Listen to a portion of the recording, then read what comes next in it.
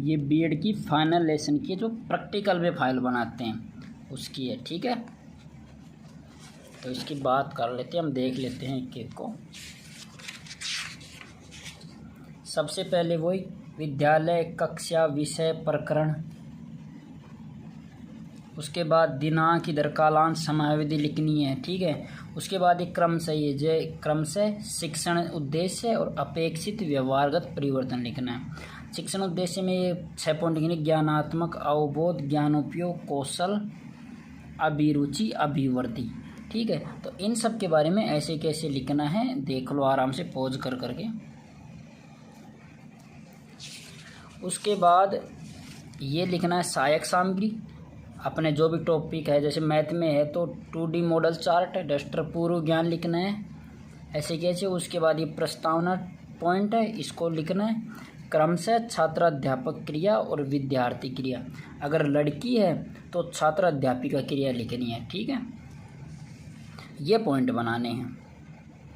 आपका जो भी टॉपिक है उससे रिलेटेड ही। मेरा टॉपिक का नाम क्या था, DVV में ज्यामिति, 2D से संबंधित था। दिखा देता हूँ मैं आपको, ये रहा DVV में ज्यामिति। आपका कौन सा है वो आप देख लेना।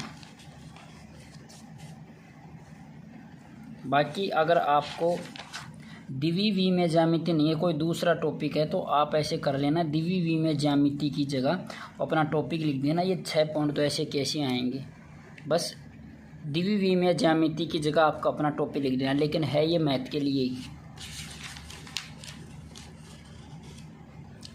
ठीक है। उसके बाद प्रस्तावना, ये उद्देश्य कथन आ गया। हाँ, तो इसमें समझ लीजिए बच्चों, आज हम DVV में ज्यामिति के बारे में विस्तार से अध्ययन करेंगे, ठीक है। इसकी जगह आप अपना टॉपिक लिख दो चाहे। उसके बाद ये आता है प्रस्तुतिकरण,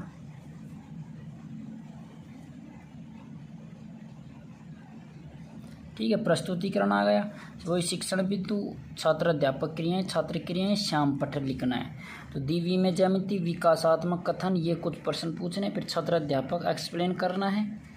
फिर ये अपना देखो, ये श्याम पट है, तो श्याम पट पर ये ब्लैक पेपर लेके उस पर लिखना है, ओके, ठीक। उसी प्रकार ये बोध प्रश्न आ गई। बोध प्रश्न के बाद में ये आ गया DVV में ज्यामिति, ये दूसरा पॉइंट है, जैसे कि DVV में ज्यामिति का उल्लेख करें, ठीक है। फिर ये छात्र अध्यापक कथन है। उसके बाद ये आयत के बारे में है। अगर आप आयत भी, आपका टॉपिक, आपका प्रकरण आयत है, तो फिर भी ये फाइल बना सकते हैं। वर्ग है तो भी आप बना सकते हैं, ठीक है। तो ये श्यामपट था इधर, तो श्यामपट बना दिया, आयत का आयत से बना दिया, वर्ग का वर्ग से बना दिया, ठीक है। उसके बाद बोध प्रश्न, फिर अपना नया शिक्षण बिंदु है कोण, फिर कोण के बारे में हमने बताया, फिर वही कोण का इधर लिखा इधर, ठीक है। हाँ, तो ये छात्र अध्यापक है, जैसे कि शिक्षक ने पूछा कि वर्ग में लंबाई और चौड़ाई होती है, तो छात्रों ने बताया बराबर होती है। वर्ग का परिमाप होता है 4 गुना भुजा होता है, ठीक है। तो ये प्रश्न पूछता है। उसके बाद हम फाइनल में क्या मूल्यांकन प्रश्न करते हैं। सबसे पहले वस्तुनिष्ठ प्रश्न है, जो एक एक लाइनर के होते हैं, जैसे लेटी हुई रेखा होती है, एक्स एक्सिस होती है। वर्ग में कितनी विमाएँ होती हैं, विमाएँ 2 होती है, भुजा 4 होती है, तो विमाएँ 2 ही होती हैं, ठीक है। 2D से संबंधित हैं। फिर सत्य असत्य कथन के बारे में, फिर एक गृह कार्य के बारे में एक बड़ा क्वेश्चन है, तो ये मैं लिख भी देता हूँ। प्रश्न संख्या 5 है ये।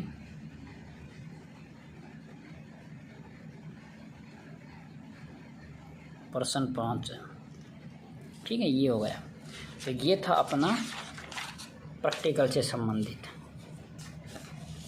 इसी के साथ ही DVV में ज्यामिति को लेकर चार्ट भी बनाया है, वो भी दिखा देता हूँ मैं आपको। हाँ, ये रहा चार्ट, ये भी दिखा देता हूँ।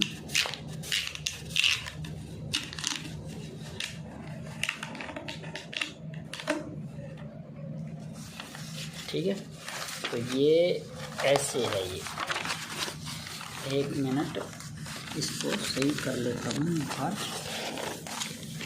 रख देता हूँ कुछ। एक तो ये इधर रख गया, और इधर लॉक रख देता हूँ मैं, ये बीच में इधर, उसके इधर ये रख देता हूँ। और ये इधर ये रख देता हूँ। ठीक है, तो ये चार्ट अपना जैसे देख लो, 1 मिनट इस पर कुछ रखता हूँ मैं। तो ये देखो द्विविमीय में ज्यामिति से संबंधित है। हमने महत्वपूर्ण लिखा क्या क्या द्विविमीय ज्यामिति के बारे में समझने से, 2D बोलते हैं इसे। 3 भाग में बिंदु क्या होती है, रेखाखंड क्या होती है, कोण को दर्शाए। फिर आकृतियाँ द्विविमीय ज्यामिति में कौन कौन से, जैसे आयत है तो आयत की हमने क्या लिखी है विशेषता कि आयत 4 भुजा होती है, आयत का परिमाप ये होता है, आयत का क्षेत्रफल ये होता है। फिर हमने वृत्त को लिखा, वही वृत्त की विशेषता बताई। फिर हमने त्रिभुज को लिखा और फिर हमने सर्किल को लिखा, वर्त को लिखा। तो ये हमने फिर चार्ट बनाया। हालांकि लड़कियां इसको सजावट में लिखती हैं, अलग अलग कलर लिखती है, लेकिन मैंने 2 पेन यूज किए हैं। इस प्रकार से हम द्विविमीय ज्यामिति को दर्शा सकते हैं। ठीक है, तो ये अपना हो गया द्विविमीय ज्यामिति से संबंधित प्रैक्टिकल का।